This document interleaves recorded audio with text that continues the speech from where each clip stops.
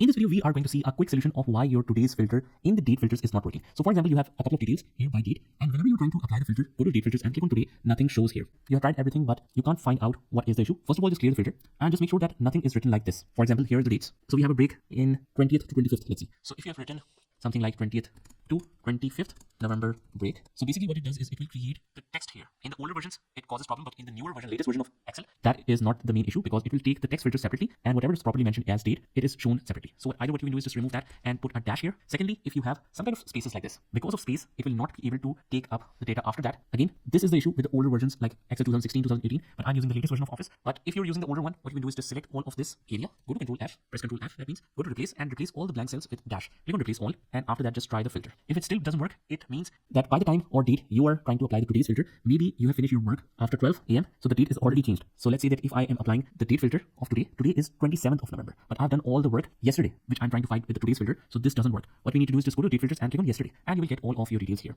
So any one of the methods will definitely work for you. Just comment down below if that works for you so that it can help all the community out here. So that's pretty much it, guys. I hope you found this video helpful, and if you did, hit the like button and subscribe to our channel, and I will see you in the next one.